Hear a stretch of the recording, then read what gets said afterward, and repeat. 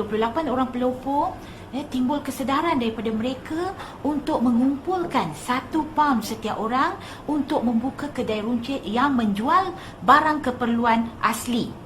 Disebabkan pada ketika itu barang-barang keperluan kepada pengguna-pengguna di situ adalah telah dicampur dengan barang-barang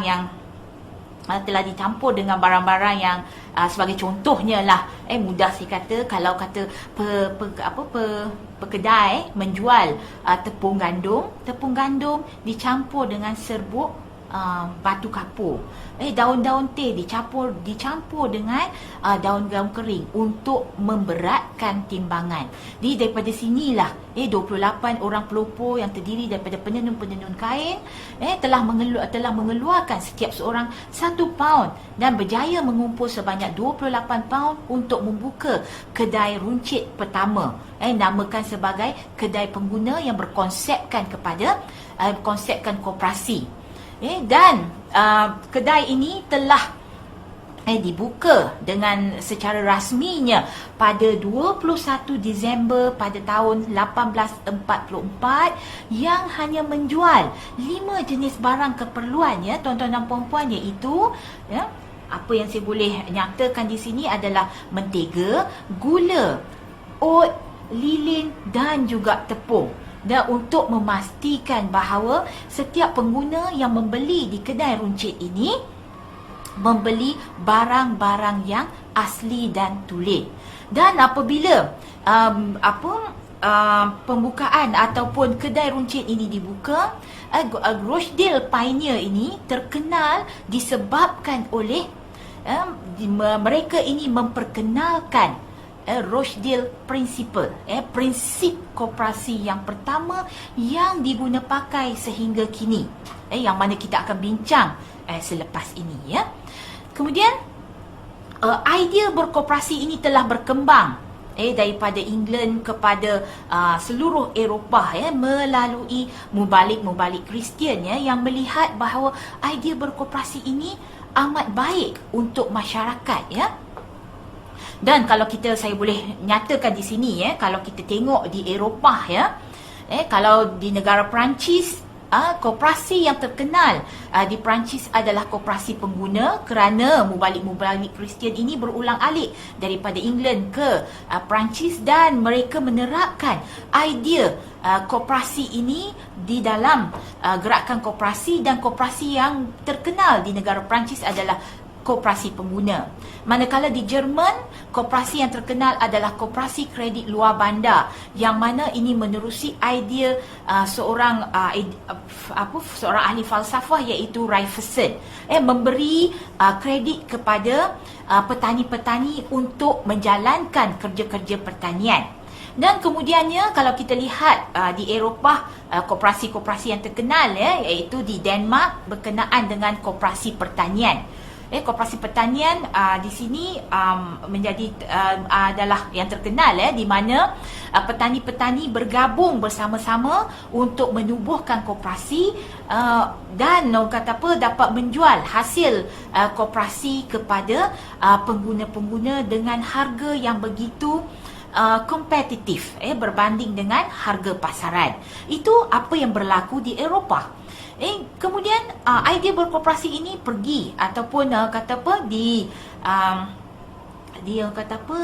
disebarkan ke Afrika, kalau kita lihat melalui penjajah British, yang mana kita lihat di Afrika, penjajah British, British pada ketika itu memperkenalkan koperasi yang sesuai pada di negara Afrika, iaitu koperasi kredit luar bandar yang memberi pinjaman kepada anggota-anggota untuk tujuan-tujuan tertentu, Dan selepas Afrika, koperasi terkenal berkembang ke Asia, yang mana kalau kita lihat di India, koperasi yang terkenal di India adalah koperasi pertanian dan juga koperasi kredit luar bandar, Dan kalau kita lihat di dalam gerakan koperasi antarabangsa, India terkenal dengan koperasi tenusunya, dan koperasi yang terbaik adalah Amul Kooperatif.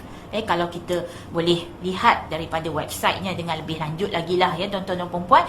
Dan kalau kita tengok di Jepun, koperasi yang terkenal adalah koperasi pengguna ya, yang terbaik, di mana anggota-anggotanya bersatu dalam koperasi untuk mengeluarkan barangan-barangan yang terbaik kepada anggota-anggotanya ya.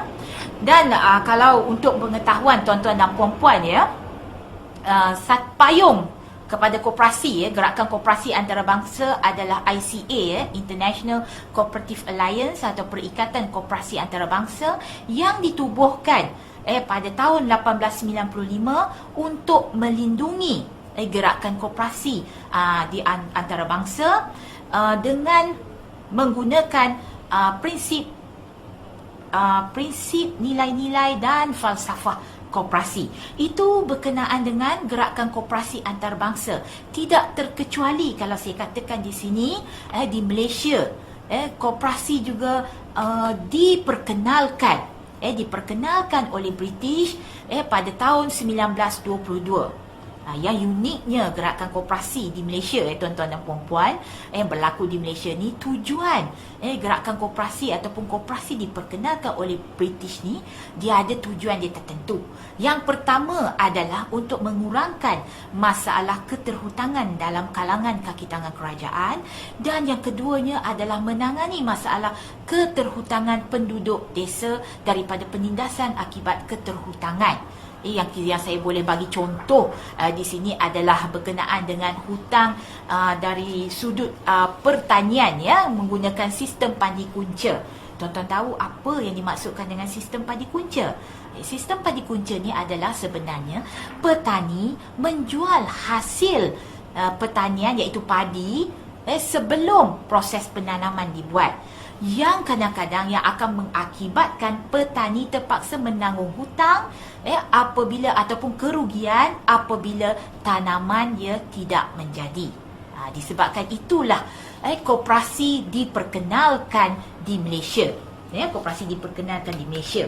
Dan kalau kita lihat koperasi pertama yang diperkenalkan di Malaysia adalah koperasi pertama yang konsepkan ataupun berfungsi sebagai koperasi kredit ya.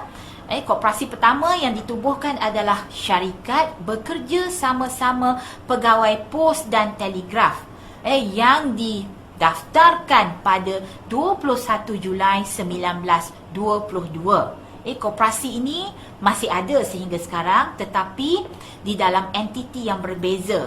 Kalau kata tuan-tuan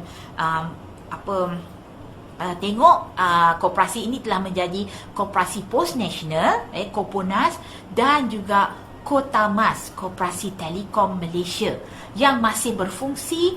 Fungsi utamanya adalah kredit ya. Manakala koperasi luar bandar pertama adalah syarikat Kampung Tebuk Haji Musa bekerjasama-sama dengan Tanggungan Berhad Parit Bunta Krian Perak, yang ditubuhkan, yang didaftarkan setahun selepas koperasi pertama didaftarkan ya tuan-tuan dan puan-puan. Jadi kita tengok kita akan tengok apa perkembangan yang berlaku di dalam gerakan koperasi kita sehingga kini selepas ini.